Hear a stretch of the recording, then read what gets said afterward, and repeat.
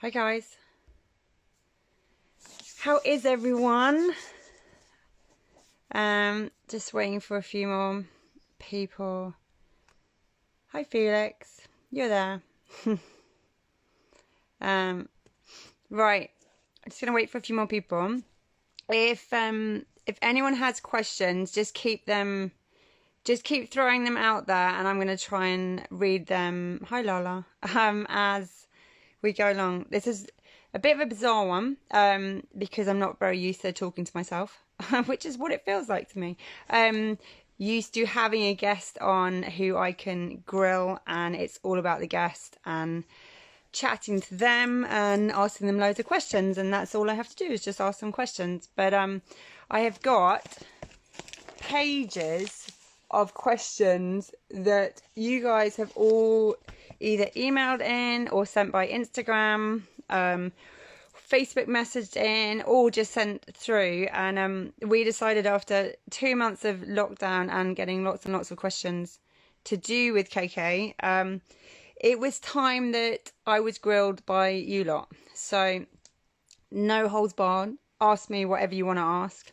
I'm bored. I've got my wine. We're in lockdown. I've got nowhere to go. I can't run away or hide under a duvet. So I will answer whatever questions you want me to answer. So I think what we've tried to do, because we've had loads of questions come in, is try and put them into a bit of an order. But a lot of people have asked, well, why is it called Killing Kittens? And why I launched it in 2005, so 15 years ago. What possibly possessed me to basically launch a big orgy setup, which is how it was seen at the time.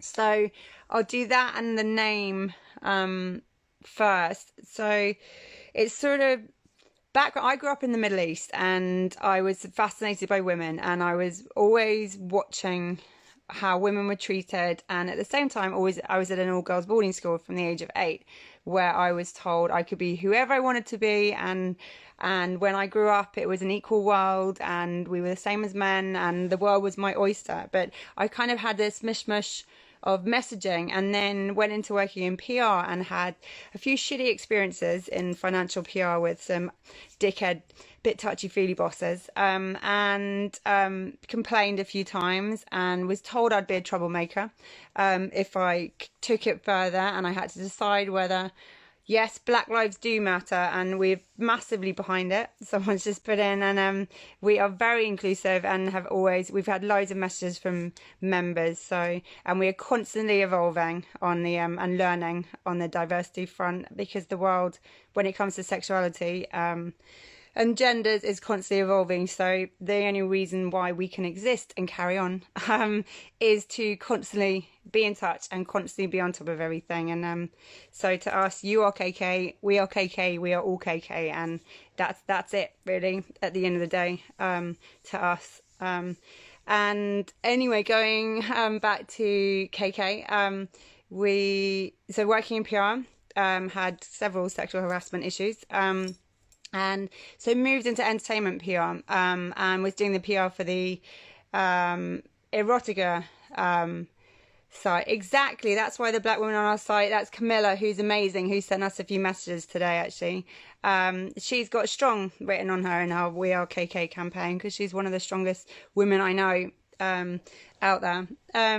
So anyway, going back to KK, so I was doing the PR for the erotica show, and saw some weird and wonderful and amazing people in the adult industry. And I think I was 22 at the time, and again felt it was, oh well, this is great, and everyone's claiming to be female friendly, but it's all run by men and claiming to be for women, and that's from toys, sex toys, so lingerie brands, everything, porn. It was just very, very male. And I was out and about and with friends, and it was very much sort of, you know, if someone a girl had a one night stand, then you were a slut. And us as girls, we were very nervous and didn't want to be seen to be doing that. So it kind of stopped us doing it, and it stopped me doing it. I actually was very insecure. Can you believe it? girl in my 20s who didn't want to get naked in front of anyone and didn't really want to have sex with any strangers. But I was watching the treatment of women, and I was watching even male friends and good male friends who I thought, oh, we're equal to. They'd say we've met an amazing girl, but she's not girlfriend material. And it's like, why shouldn't girlfriend material? Because she slept with loads of men. And it fucked me off. And it just kept fucking me off. And I had lots of friends in this group in London who was a well-known little group, and all the women were very sexually strong creatures, and they just owned it. And I'd watch them behave, and we were at a big wedding in Ibiza. There's about 40 of us, and no one had slept for about 3 days. And they were at it left, right, and centre. And someone actually phoned in and said, the day after the wedding, are you guys just sat around killing kittens at the moment? So we had this whole conversation. Well, what's that? And every time you masturbate, God kills a kitten. So she'd phoned up and just basically said, are you just all around naked and playing with yourselves at the moment? And I just went, right, that's it. I hadn't slept for 3 days. That's what my business is going to be called. And I liked the name, and it was KK from the start. It's a strong letter. Obviously not KKK. I wanted the rules, like rules of Fight Club and masks, like Eyes Wide Shut. And I just went, right, I want to launch something that flips the norm onto its head, where it suddenly becomes the women in control and the women out owning their sexuality and not being judged, and in a safe environment that they own, but with men very much part of it and very much part of the messaging and learning, but with the women feeling like it was their world and it was about them. And even now, 15 years on, even the online and the offline events we do, our main rule is that men can't approach women, the women have to do the approaching. So it runs that and the community and having each other's backs and being non-judged and supporting each other and having this safe space and safe environment it's what KK is all about, and it has been from day one, and nothing's changed. And yes, we have got bigger and spread, and it's now considered a tech business, which is really scary because I'm a fucking tech phobe. But we have an amazing team. Even though that is all out there and it looks like, and a lot of people say, oh, well, how do you keep it exclusive?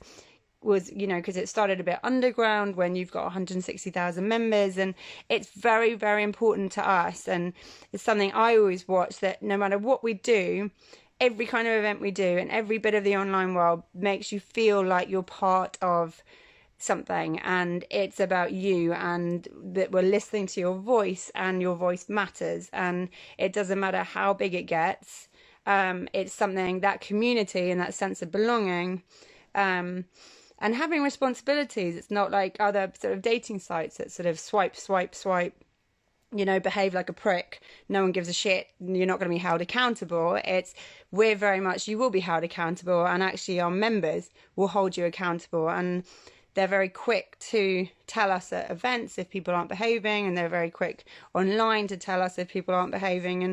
And so, yeah, that's the story, really. But a few people actually have asked, well, is it a swingers club? Thank you, Daily Mail, is all I can say. It is not a swingers club. It has never been a swingers club, and it is everyone who works with me knows that it grates me, that word. And also when people put an S on the end of Sayle, my surname, that really fucks me off. Two little things that grate me. And the swinger side of thing is, yes, we a lot of our members, some of our members would probably put themselves into the swinging category, but I'd say 80% of our members won't, and that's not what it's about. And the events, and I'll get to the events in a bit, because I know a lot of you want to know the gritty detail of what goes on at them. A lot of the members that come along, they're not there to swap, which is swinging. They're there to explore, they're there to educate, they're there to find friends and a community. And it's not, swinging to us is that classic, you're swapping. It's partner swapping, there's lots of bedrooms and you swap. And and a lot of swinging, so they're very male led. It's very much the man in control. It's like, you will shag my wife. And it's just never been KK, and it's not what we're about. I always say actually the sex is sort of the byproduct of it. We set the scene, we set the scene, we put on the events, and we attention to detail in the events. And if people want to have sex, they can have sex, but it's not an expectation that we have. So I'll move on to the parties on that side of things. So a lot of people say, what happens at a KK party? Shagging. A bit of shagging. No. So what happens at a KK party, and the sort of the main Killing Kittens parties that, people want the gory details on, is you turn up at the venue. There's always a champagne or a cocktail reception. Often there's an oyster shucker there as well.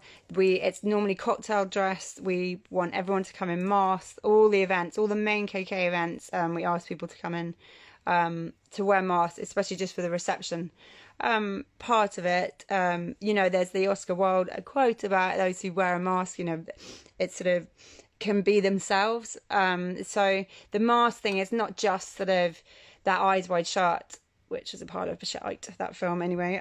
It's not just to have, it's not the looking. It's actually for people to, if you're nervous, if the minute you put on a mask, you do feel like there is a wall between you and the other people, that you can kind of hide a bit and be yourself at the same time.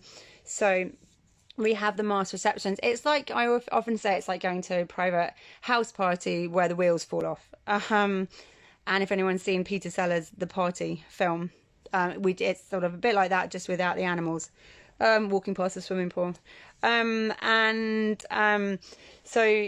at the events, we'll have playrooms, but it's not a case of loads and loads of bedrooms. It's more, the biggest party we have with 250 people, I think, has 3 playrooms, but one of them happens to have 6 beds in the size, a big bed the size of 6 beds. And we never allow the doors to be shut. It's always open, so there's sort of a constant flow. And what will happen, people will start talking to each other, and you'll get a real mix of sort of 50% of the people that come along are new people and first timers, and 50% are the old hats who love sort of taking the newbies under their wings, fresh blood, taking them under their wings and being able to sort of explain to them and make them feel comfortable. And then what you get is you get little groups who sort of then disappear upstairs or out into the playrooms, and it's a completely different, everyone's there for different reasons, and you get couples there on one end of the spectrum who are there to, they say goodbye to each other at the door. They're there to kind of find other people and have sex with other people, and then they meet up again at the end of the night. You have couples there who want to stay together and they're exploring together, and just seeing it as that naughty place to explore their fantasies and get people involved. And a lot of the couples the women in the couple is bisexual or bi-curious, so it's the classic threesome mentality, or finding a girl and giving it a go. On that front, we get a lot of single girls that come along. So again, you get a lot of them who are bi-curious or they are bisexual, and they'll come along to find other girls to play with. There's a lot of single girls who like hooking up with couples, but they have rules. Everyone has rules, and that's the main bit to it. And I say to new people coming along, just have very clear boundaries and very clear rules. And if it's your first one, then maybe say, what, we're going to go and see what it's like the first one, and we're not going to get involved, and we're just going to be more voyeurs and just wander around and see what it's about. And at any point, if we want to leave, we can leave. We've also got, someone said bisexual men too. Do you know what? In the last couple of years, we've started, and I think the whole Me Too movement and how it sort of opened up women's sexuality has opened up, and being comfortable and us being able to go, well, we can explore, and we're sort of on this spectrum, and we're constantly moving, and one day we can fancy a girl and one day we can fancy a boy, and it's the whole gender spectrum it's now 100 shades of grey. It's not black and white anymore. And we have had bisexual, we do get bisexual men then, and actually a lot of the men in the couples now are starting to feel more comfortable, and so there's a bit more, there's not full on man action that happens there. There's softer, and that's fine. And you know what I mean, it's from day one we have been very inclusive of men, and but we don't, some gay men do, but we don't because it is women led, and anyone that sort of associates being a woman on the gender front can come. We're getting more trans women coming. What we don't let is gay men as in couples, because every man that comes along has to be accompanied by a woman, and that's what it's all about, and that's what KK is about, and has been has been from day one. And a few people recently have got shitty, well, you should have gay men, and you should, but do you know what, there are other setups out there, and the gay man world is huge, and there is a lot out there, and we are very much have women at the core, and that's what we stand for. And so that's just who KK is, but it's sort of sex positive, and it's anyone wanting to explore their sexuality. And we might not have so many events that is more male focused, but the online side of KK is pretty much 50-50 men, women online. And actually there's a huge part of the KK site that is used like a dating site, and a lot of people are using it to hook up out or find other halves. I mean, I've had 3 girlfriends who have used the site to find, they've never been to a KK party, but they've used it like a dating site, and 3-4 years later they're still with their other halves who they met online. What do you mean by women? What do you mean? What do I mean by women? Expand. Sammy Pizza Cheeseburger Instagram handle. So anyway, going back to the party, a few people have said, how do you join? How do you become a member? And there is this perception, where there's loads of perceptions with KK that will try and the myths behind KK is the other thing. It's not a swingers club. You don't have to have sex. The joining and signing up on that front, anyone can sign up. That's the thing. It's not some kind of secret handshake. You get a key in the post. You go to the online site, you register, you sign up. You have to prove you're a real person. In the same way a lot of sort of dating online sites work. And that's sort of holding up a piece of paper, touching your nose, touching your ear, just to show that you are a real person. And anyone can come into the KK world, and that's all inclusive. That's everyone can be in there. And within that, anyone could come to the workshop side of it, the education side of it, the socials side of KK. If you want to come to an actual full-on KK party, then once in the site and a signed up member in the site, you have to join the Kittens Association. Now, the Kittens Association, only the women can be the member of that. So you can join as a couple, you can join as single girls, but it's the woman that is the member of the association. And on that, you have to put in your reasons for wanting to join. So that's the thing. It's not a case of, and a lot of people think you've got to be some hot supermodel to be a member of KK, but it couldn't be further from the truth at all. We want real reasons. We want to know that the people joining and wanting to come to the full KK parties and be part, and who want to be part of that Kittens Association, are in it for the right reasons. So on that front, when you get through that bit, then you're a party approved member, we call it, and then you can buy the tickets to come to the full-on KK events. And can singles attend? A lot of people have asked, and we get a lot of single girls coming down. Single men can come to the socials, they can come to the workshop side of things and the talks. They can't come to the full-on Killing Kittens parties, except the singles parties. Every few months we have a singles event, and that's the one that single men can buy tickets to and come along to that. But we still, at those ones, it's the same rules. You have to sort of wait for the women to do the approaching and women to make the first move. So going back, I think you're talking about trans women. So we've had more and more trans women come along in the last 2 years, and they've felt very comfortable. There's been a few awkward moments, which I think everyone has to be honest, and everyone has to communicate and be very clear.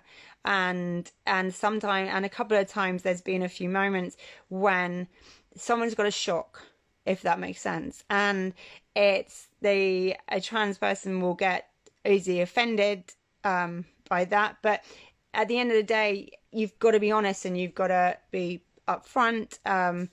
And there's different levels of trans, and everyone, you know that. And we've also had, it's tricky because we've also had a lot of men try and take the piss, claiming to be trans, and just literally turn up dressed as a woman. And that's, you've got, those ones we've got much better at working out the real and people just taking the piss. So yeah, is it hard to set up this business? It was hard, and it still is hard. There's still, it's 15 years on, and I'm not going to lie, every day I have moments where I go, what the fuck am I doing? And how did I get into this? But it's something, I think when anyone sets up something that they really believe in, and they want to fix something, and they want to correct an imbalance, and they just feel there's something not right in the world, and they want to change it and do something and fix it. I think when that's what drives you, then you take the shit. And this KK, to me, from day one and still now, it's never been about earning millions. Hopefully that could be a byproduct. And if I see O is watching, he'll be like, of course it's about money. But we're a great team. And that's what's always driven me, and that anger inside still burns as strongly as it did on day one. And you see injustice the whole time when it comes to women, and you see it the whole time when it comes to women's sexuality.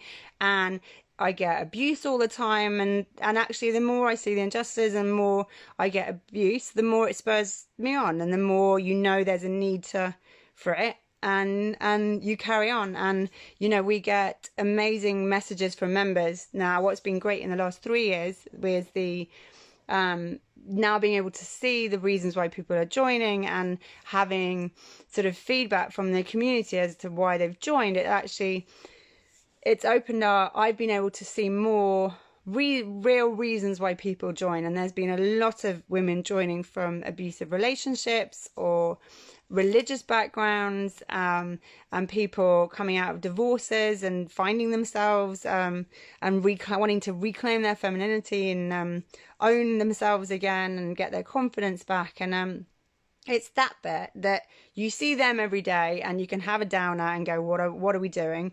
And you see that, and it just drives you forward to go, right, we need to carry on. We need to carry on. Would you sell the business if the right person came along for the right amount? No, to be honest, not right now. I mean, it'd have to be stupid amounts of money, and I'd have to still be involved.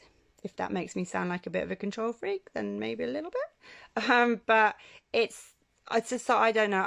It's not something that it's done and we've now got a place and everything's changed and we fixed something. It's constantly being fixed, and there's a lot more to do when it comes to women's sexuality and opening up the conversation to normalize it, normalize talking about sex. And that's a big part of the education side that we do. Over half our events we do are workshops and socials and talks, and to us that's sort of keeping the conversation going and trying to get everyone talking about it, and that it's perfectly normal to talk about sex. Are all shapes and sizes welcome? That's another one of my questions. Yes, totally. We have it's very inclusive. There is this perception that it is models and really good looking people and posh white people. And it's not at all. And actually when I go to parties, if I looked around, if I did a tally of nationalities and religions and ethnic backgrounds, the 6 foot blonde private school girl would probably be in the minority, to be honest. It's not at all. And one way of actually looking to see who our members are is if you look across our website, if you look at any of our parties, if you look at any of the marketing material, the promo material, if you look on Instagram, Facebook, literally our whole website, if you look at any image we use, they are all real members. And it's something that we decided 2 years ago. We did our first We Are KK campaign, and it was to use real members. And we had an amazing uptake. We didn't know whether we would have to use models, whether anyone would actually be willing to put their hands in the air and say we're a KK member. And honestly, we had an overwhelming over 600 people wanting to take part, women prepared to basically get naked and be part of our marketing, and for us to use their images everywhere. And we've since done 3 campaigns with couples and men involved. So one of the best ways to see all the different shapes and sizes of our members is actually to look across the website, because they're all real members and they've all got real stories. And we'll often post the pictures and their stories on Instagram, and across the site, so you can see their reasons and you can see that it's really normal. It's really normal people who are the members. So what I've done, vetting. A lot of people want to know when we will be back with parties. And I love my history, and I'm always been a bit of a history geek. And if you look back through thousands of years and centuries and centuries and centuries of history and pandemics and plagues and Black Death and everything that's happened since the beginning of time, what do people do as soon as they come out of it and they're beginning to get back to normal? Orgies go up, sex goes up. It just happens. So, you know what I mean? We can't fight the inevitable. That when we come out of this, and we are hoping, we're optimists, and we reckon October, November in our minds. I'm a real optimist and I'm going with September, but I've kind of been slightly outruled by the rest of the team who are going October, November. But I still think there's still a little part of me that just thinks September. And it will be back, and the demand is there. And people, I think actually it'll be more, because what we've found, a lot of people in lockdown, the sex has gone up a bit. I mean, the sale of sex toys has gone through the roof. We're finding a lot of couples are, they go at 3,000 miles per hour in different directions. You barely see each other. There are kids in the mix, and now you're being forced into lockdown to actually look at each other and go, oh, who are you? Okay, maybe I do love you a bit. Okay, maybe you are quite hot. Well, we're here, so we might as well explore a bit and maybe have a bit of sex and actually communicate for once, for the first time in 20 years. And maybe, it's made a lot of people realize you've got one life, and you've got to get out there and explore and be true to yourself. And we've had messages from girls who have said that they've been battling with their sexuality and being open and scared of judgment, and now in lockdown they've just gone, fuck it, when we come out, we're going to get out there and be honest with ourselves. And we want to explore with other girls. We want to go to a KK party. We don't care about the judgment. We just, we're not going to sit back and have this one life and basically get to death and go, shit, I didn't try that. I should have done that when I was single in my 20s. I should have done that in my 30s. I should have tried that with my husband. I should have told him that I didn't like it when he did that to me. It's like, there's a lot. Pausing our lives now has made a lot of people suddenly go, right, what do we need? What do we want? What have we been putting up with?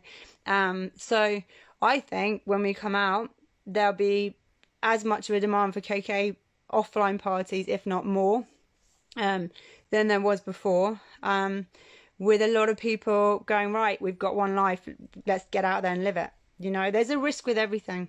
Everything you do in life, there's a risk. And you can sit in a fear bubble, and the bubble gets smaller and smaller, or you can go into it and go, right, I'm in it, but now I'm getting out and I'm going to get on with my life. So we are very much planning offline events, and the second we're allowed, although at the moment when they're saying, you know, there's always a way, they're saying that you can't have, you know, sex with each other, couples can't have sex in each other's houses and other, but that, I mean, that bit is legal, that's in black and white.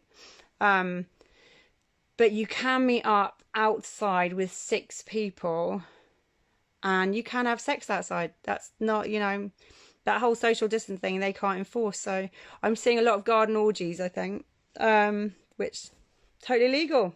Fuck it. So where there's a will, there's always a way. And yeah, we will be back in full. But party wise, what we are doing at the moment, lockdown, what are we doing in lockdown? So right from week 1, we've been doing the virtual house parties, and a few people actually have asked us how our virtual house parties are working. Again, it's the same vetting process. So you've got to be a member, you've got to be part of the Kittens Association, which you just do through the website. You can buy a ticket. We're capping it at 50 households, so that could be 100 people if that's 50 couples. The virtual house party, they're 2 hours long. We have our amazing events team, who have suddenly become presenters overnight, and gone from offline straight into online hosting. Who will host it? They will play icebreaker games. You have the chat running alongside it the whole time, and actually that's very similar from when we do offline parties. There's always a pre-party chat group that opens up, so once you've bought a ticket you can join the chat group, sort of sometimes it's a week before, sometimes it's 2 weeks before, sometimes it's a few days before, and you can just chat in the chat group, you can send pictures, videos, so it's the same thing. We open up the chat groups before, 3 days before the event. That gets all busy, so everyone comes into the online party kind of thinking that they know each other, and they're very sort of get going quite quickly. We have our KK cabaret performers, some acts that come in. Our CEO and community manager and the event start have become sort of Zoom ninjas, and when it comes to operating the screens and our muting, and if a couple sort of gone at it fast very quickly, then that screen will be brought to the front and the noise from that screen. So it's sort of a 2 hour and we do clitorati ones, which are the girls only ones. We're doing house parties on New York time zone, Sydney time zone, but everyone can actually join whatever party. So that's actually been the beauty of doing the virtual parties, is that we have so many different nationalities coming into one party. And you know, the Brits, if you wake up horny after breakfast and there's a Sydney party going on, you can just go into their time zone and join them. Sod it. So those are the sort of virtual house parties. We're doing 1 or 2 workshops every week, every kind of thing possible, from sensual dance, BDSM and rope play, the art of striptease, tantric, sensual massage. It's just, you name it. And if anyone's got any suggestions of what they want to learn about, then so the workshops are going well. I talk bollocks on a Wednesday night, normally with a really interesting guest. For anyone that's coming in now, there's normally a guest, but people wanted to know more about KK, so it's just me talking at you. So hang on, just catching up with some questions. So what other ones? Does the founder get involved?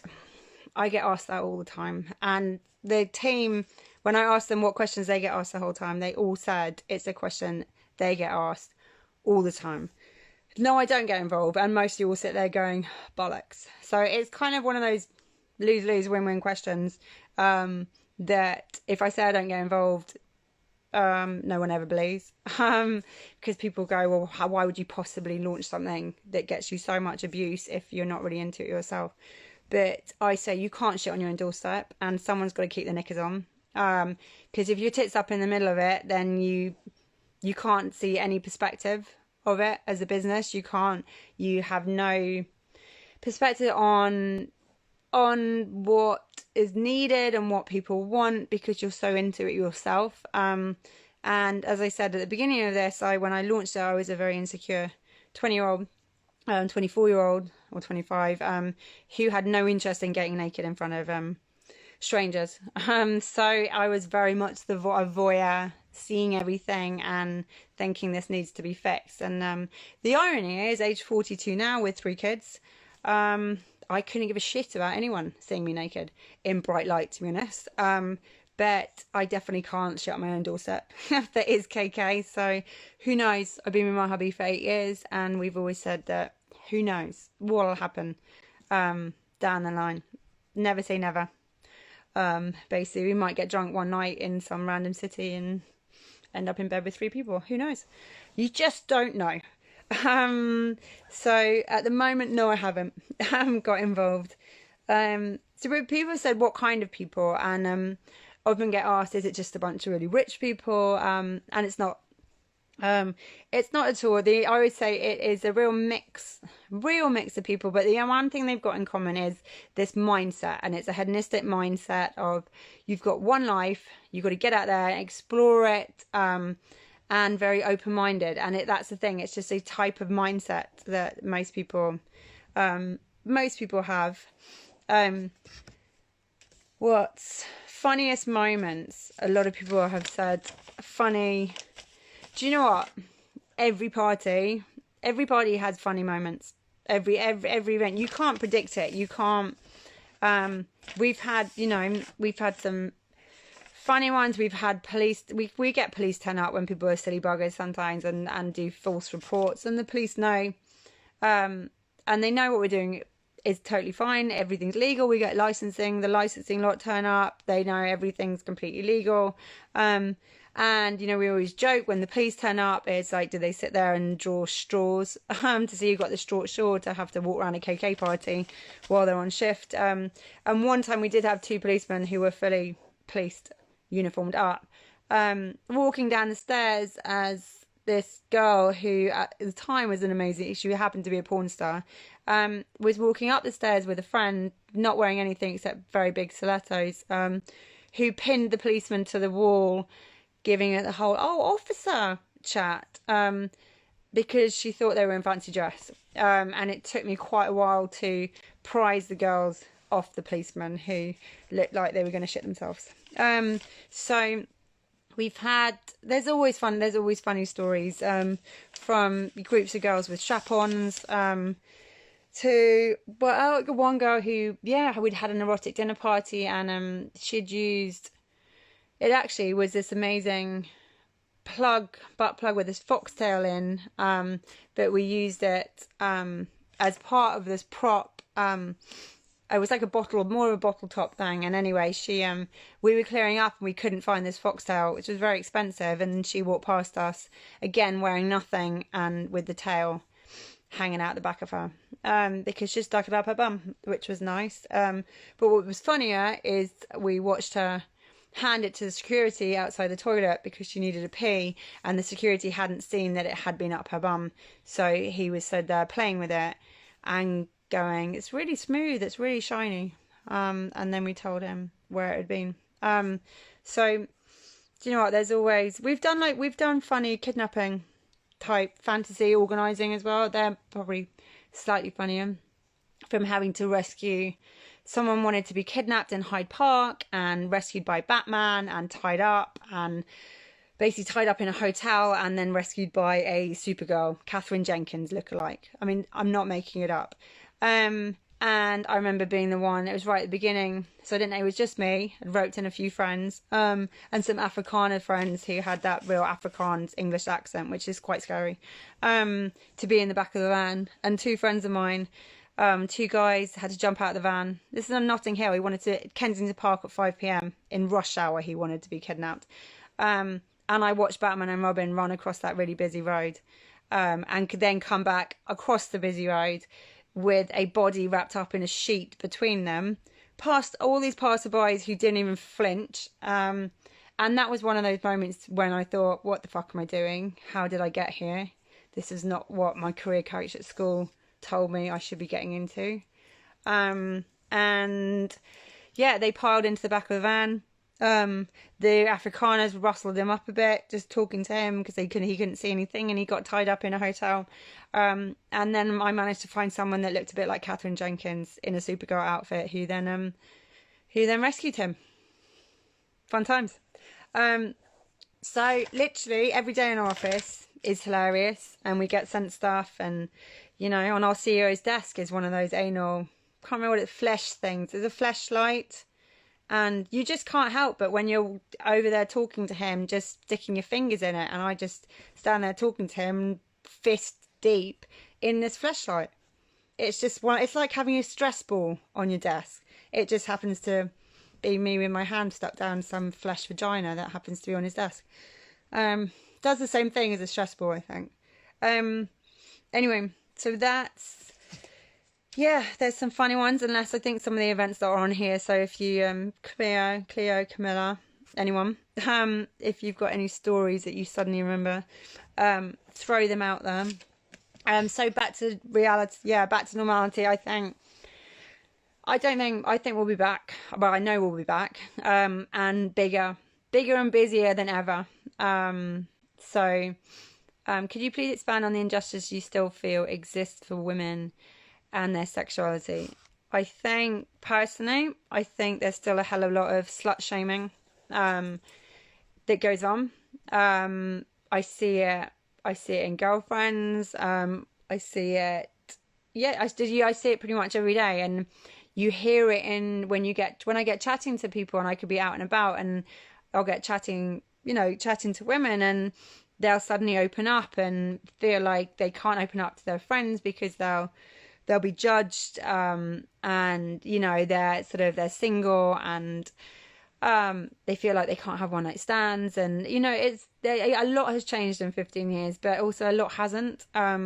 So there is that front. There's also, there's also the safety, and there's that asking for it mentality of, she was drunk and all over me in the bar, so of course she wanted sex back in the hotel room, because she was asking for it. If you're wearing a short skirt, well, she was asking for it.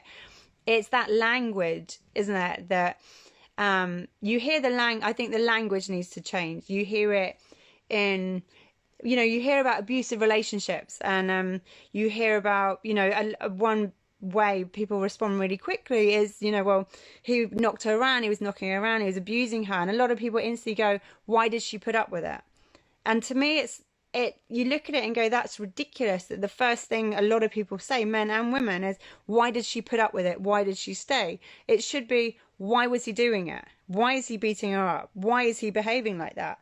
There's the language that puts everything on women. It puts that we are responsible for everything to do with sex. It's our choices, as in on that front, all the bad stuff. It's because of our behavior. It's up to us to get out of abusive relationships. It's up to, us to not wear short skirts or have our boobs hanging out. We should be, if I want to walk down the street at 2 a.m.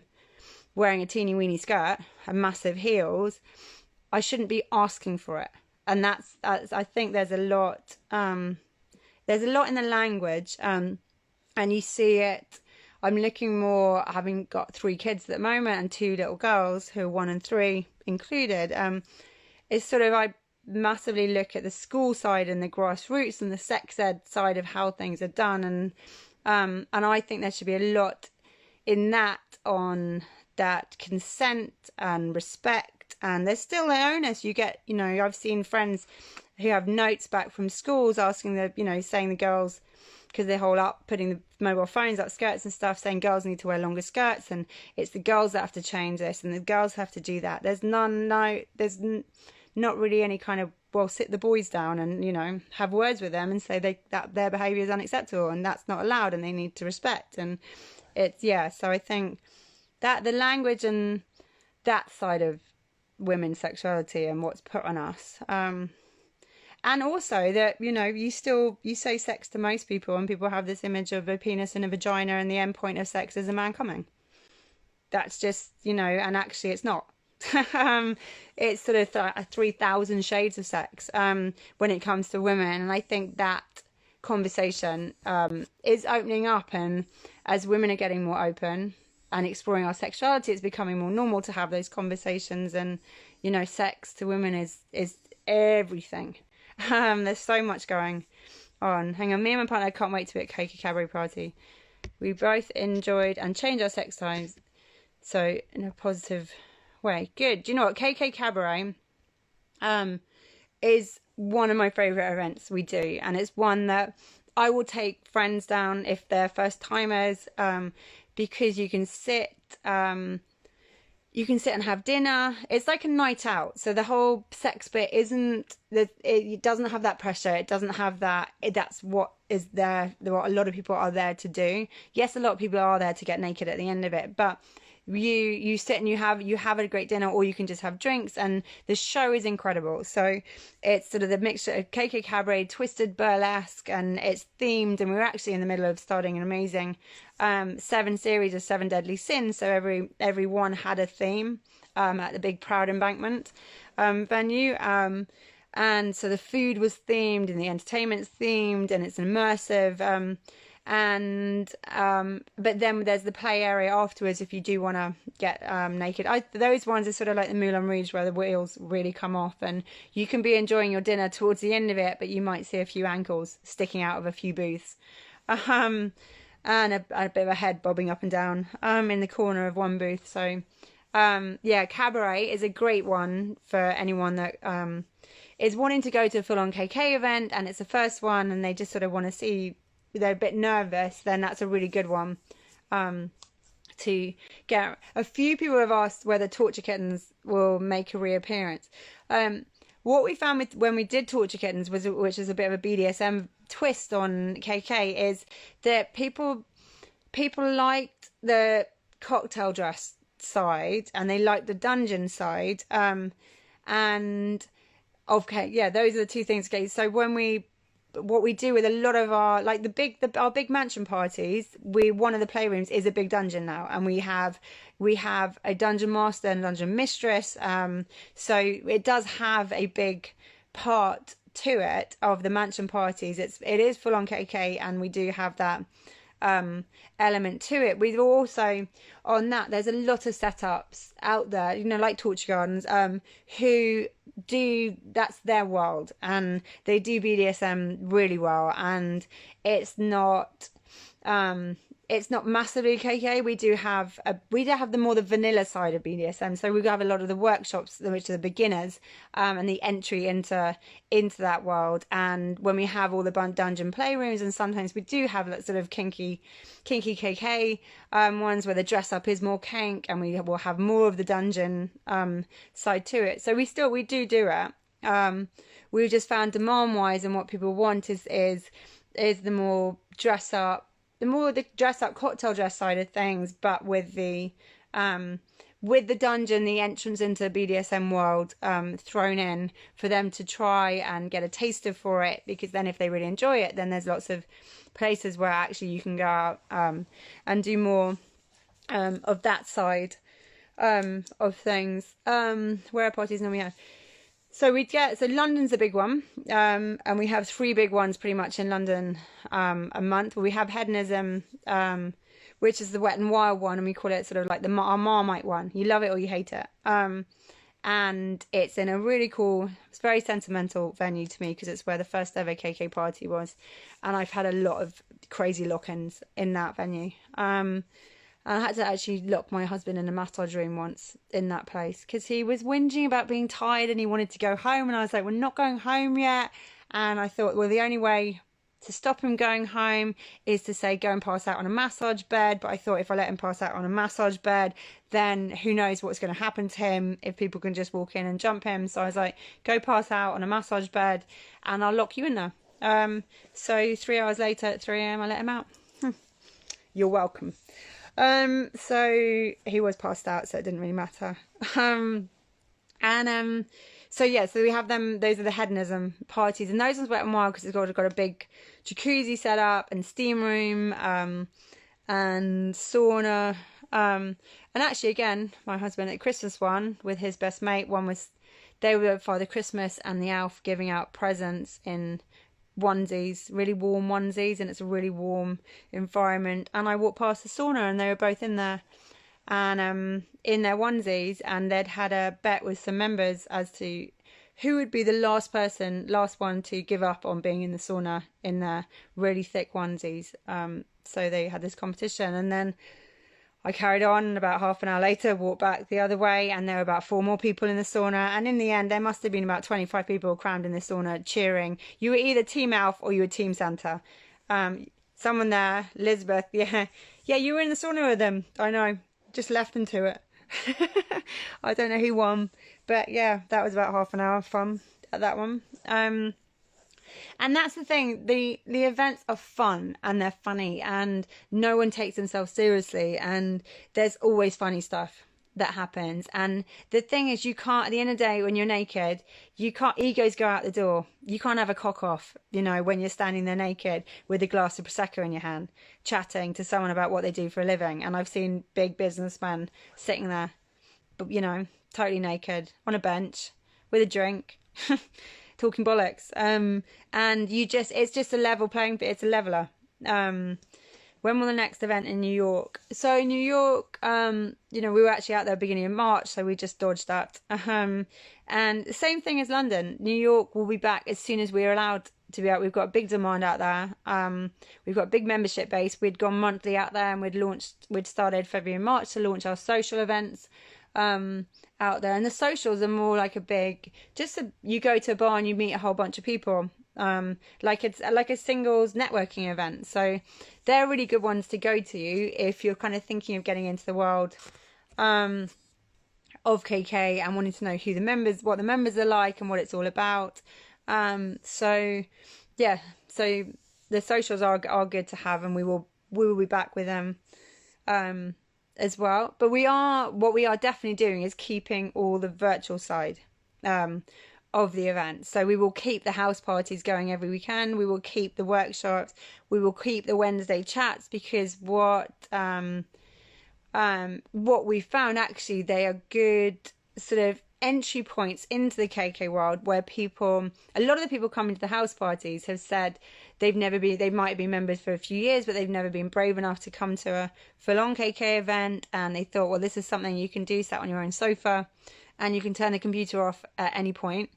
And so the virtual events will keep going. The education side of KK, the workshops, we were moving on to virtual anyway, so that everyone and anyone, wherever you are, can hello from Leeds, hello from Staines, can be Staines upon Thames, actually, can be basically take part in the workshop. So our new KK platform, which was another question a lot of people have asked because it's been coming for a while, as soon as lockdown happened, we went into beta testing mode really quickly, much quicker than planned, in order to get this new platform out. And we've got a whole new chat app as well, and it's literally, I've been told, it is all going live in about 2-3 weeks time. So by the end of June it will be live. I've got our head of tech who is on in this chat. Craig, you can hear me. I've said it now, people have heard. It must happen. So it's nearly ready. It looks really cool. It's basically, it's a big social network platform. So think Bumble meets Facebook. But there you go, fingers crossed emoji. Thanks, Craig. For KK members and open-minded people, and an adult platform, and you'll be able to have the feed a bit like Facebook. You can use it like a dating site. You can access the educational side of it, and do the workshops, and we're going to have courses as well. So a bit like getting brownie badges. So you can do the courses, and then you'll get badges on your profile that will show what courses you've done. So I like to call it responsible dating. So that you can see what guys have done what courses, and what girls have done their courses, and what brownie badges they've got, so that's all coming as well to the platform. So to us, it's just a big crazy world, and loads of brands can come in to it as well. And we've got loads and loads of brands, all your favorite brands, of toys and lingerie, and people in on it who will be on there, and they'll have pages a bit like Facebook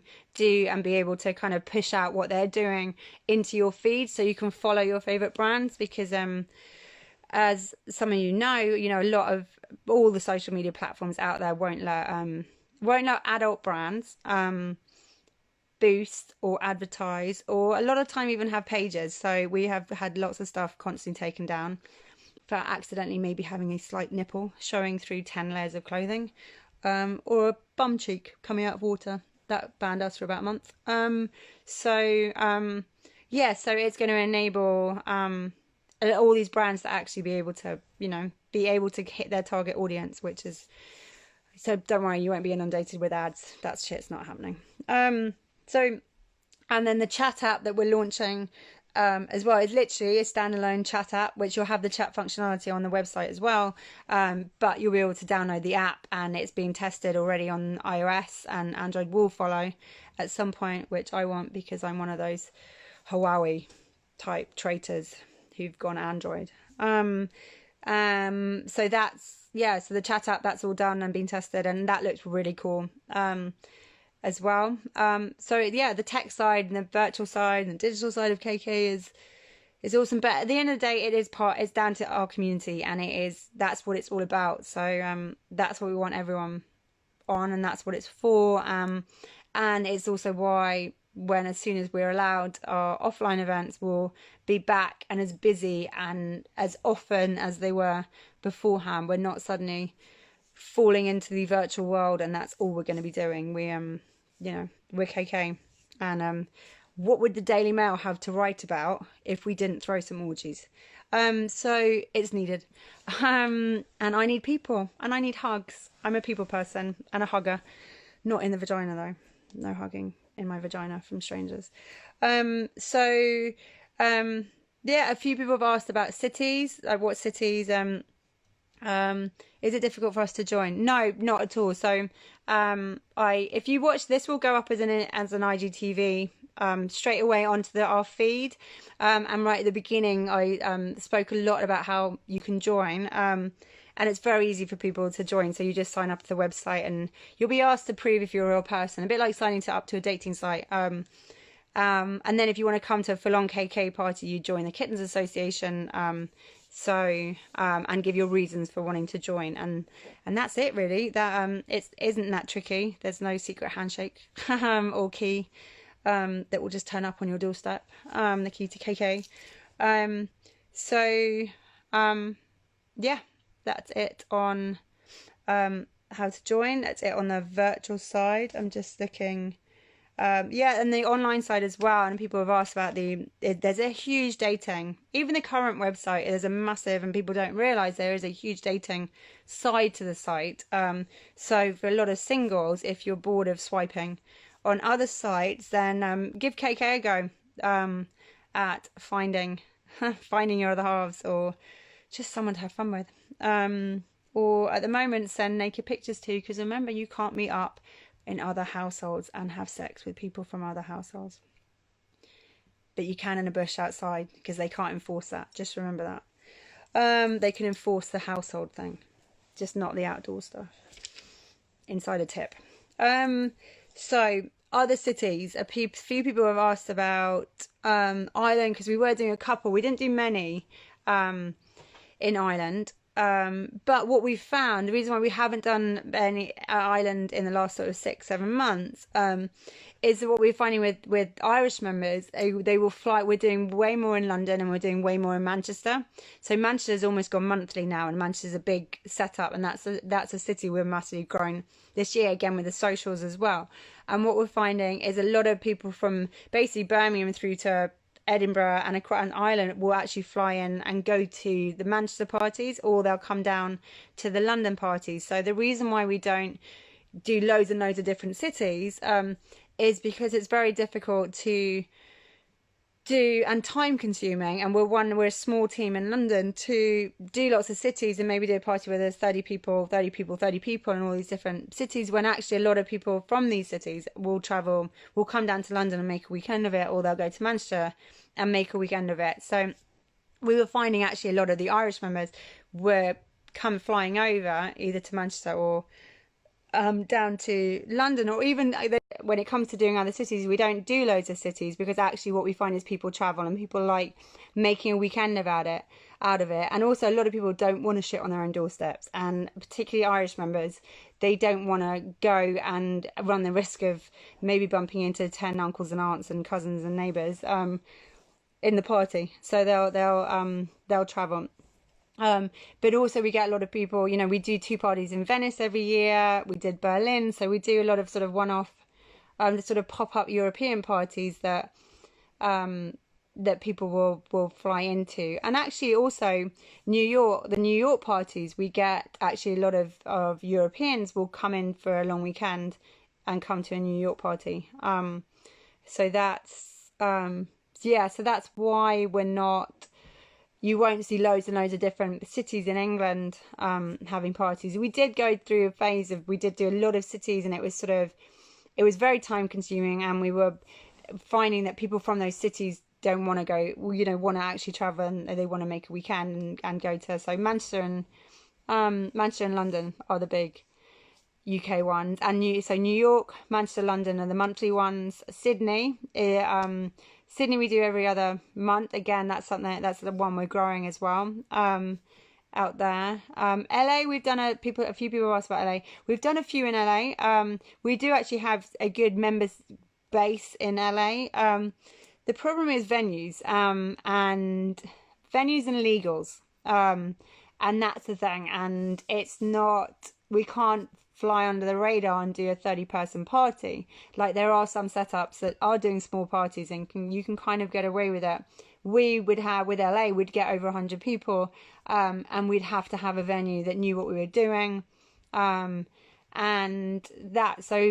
we're kind of dependent on venues really a lot of the time. So if we suddenly get amazing venues offered to us in LA or wherever, so if anyone ever comes across any really cool venues who would let us do KK parties there, then we are always looking for venues. So please send them over, and we will look into it. So we will do parties wherever, if the demand's there, if the community, if we've got a base there, if we've got a good person on the ground to help us out, and if the venue's right, then yeah, definitely. Wheelchair Superstar, I will read your message after this chat and get back to you. But if the message has anything to do with being in a wheelchair, which I might guess from your name, Wheelchair Superstar, I'm going to assume. We've had a lot of our venues. Some of our venues aren't wheelchair friendly, but most of the big ones are, and the London ones are, like the Cabaret one is very wheelchair friendly. And we've had, since day one, we've had people in wheelchairs coming to the event. So we will try and be as accommodating as we can on the venue side of things. So sometimes there's a venue, if it's a private house, that literally just would be a complete ball ache. There's just steps all over the place and no lifts, and then it just becomes a bit tricky. But actually, the majority of a lot of our venues we use, there is wheelchair access. That might not have even been your question, but I'm just throwing that out there if anyone was interested in that kind of thing. I've answered first time. So first timer tips is one thing, and the tips, to be honest, I would say just come with an open mind, come with no expectations, come basically with an agreement in your head, if you're coming as a single or as a couple, to go, right, let's keep our clothes on, let's not get involved the first time, let's see what it's all about, let's see who the people are, and we can leave at any point. And if either of us feels uncomfortable, then you can just walk out the door. And just know that we don't expect you to get naked. It's not one of those setups. There's a lot of setups where they do expect you to get naked and they do expect you to have sex, and we're very much not that's set up. To us, it's literally empowerment. I hate that word. It sounds really cheesy, but it is feeling like you are completely empowered to be whoever you want to be. And we get groups of girls coming down who just dance around in their underwear, and that's all they want to do because they know that they're not going to get jumped, and that's enough to make them feel good. Are they black tie parties? So they're more cocktail dress. So occasionally we'll do sort of a country house ball, and that will be black tie. But the London parties in Cabaret and New York and Sydney are all cocktail dress set up. And I always say, do you know what? Also wear your best lingerie, because even if you've got in your head that you're not going to get involved, and you just never know. And what you don't want to be doing is wearing Spanx and granny pants if suddenly you just get the desire to launch yourself into the hot tub, or across the play bed, and you have a Bridget Jones moment. So just be prepared. And first timers as well, just come along to the social. And now, to be honest, in lockdown with the virtual house parties, it's the perfect time actually for first timers to basically sit on their sofa or sit in their bed and come and experience KK and experience the members and the community in the safety of their own home. Who knew that would become a thing? And so good. And something that we will be continuing massively when we are allowed out, on top of the normal parties. So yeah, I think I've covered everything. So unless has anyone got any questions? Last minute questions now. I haven't even drunk my wine. I mean, come on. I didn't take one sip in the whole of that last hour. It's pathetic. But anyway, has anyone got anything they want to ask?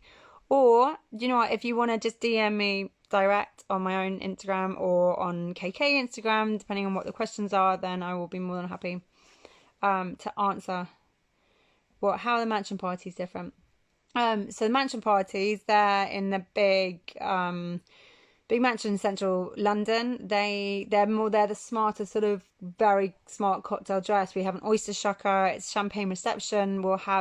We often have some of our cabaret acts sort of performing or wandering around. There's a big bar downstairs, and more of a chill, and the DJ downstairs. And then you go upstairs, and there's a big playroom that's sort of massive. It's got the equivalent of about 6 beds, all candlelit, and then there's a room that's got the dungeon equipment and a dungeon master and mistress explaining sort of entry into the BDSM world, and then there's some more playrooms upstairs. So that's any more spots opening for the open relationship course? There might well be if you DM KK or email parties@killinkittens.com, then they will be able to help you out if anyone's struggling to get spaces. Minimum image requirements are shapes. All shapes and sizes and ages are welcome. And image as well. If you actually, I was thinking you thought photos requirement sizes. No, any image, any shapes and sizes, any age. So just fire away. The first bit is being posted. I've actually had to post it really quickly to get into this second hour. I need to edit it with all the details, but this will all be there for people to go through, because at the beginning there was big explanations on beginning of the first video, so there'll be 2 videos in this about everything. We will be back before the end of the year. People have asked. I just know it. I'm an eternal optimist, and I just don't in my mind have any doubt whatsoever that offline parties will be happening, and the online ones will carry on as well. So the vetting process is not, again, it's literally just as if you were joining a dating site to check you're a real person, and also to check the real reasons you want to join and what KK means to you and what why you want to join. So that's pretty much the vetting process to KK. I think I'm just scrolling through. I think that's all the questions. So I will leave you guys to it, because I have been waffling on long enough. How does the online party work? Again, I have it's in I went into great detail about it in that first video, but in a nutshell, it's 2 hours. Our events team is in there, our community manager's in there. You can have all the chat. It's on Zoom. There's a maximum of 50 screens, so it could be 100 people. The first hour, there's some of our KK Cabaret acts on there. There's a lot of chat. There's icebreaker games that happened. And then we leave you to it. And, you know, obviously there's not that human interaction, direct touch. But people seem to get pretty busy in their own screens, and talking dirty via the chat direct to people, or in the group chat. So there's also a pre-party chat group, a bit like our normal parties, that you can join sort of 3 days beforehand. So the chat gets pretty fruity, and pictures and videos before you even get to the virtual party. But yeah, I think, yes, you do have to get dressed up for online, or although you can enter the party naked or just in your lingerie. But with the online parties as well, we ask everyone to be in mask, so it's still a thing, the mask, for the online side. But do you know what? I'm going to love you and leave you, because I've got a warm glass of wine now. And I've been talking for over an hour. But thank you very much for being part of it and being interested. And just being part of the conversation, and keep the chat going. And thank you for your support, because without our community, I'd just basically be doing what I'm doing now and just talking to myself, which would be really dull. So yeah, without you lot and our members, we are nothing. So thank you very much, and I will see you the first party back. I will be there. I've already told my husband he's probably going to be missing me for 48 hours, because the wheels will come off. So I will see you all there. See you soon. Bye.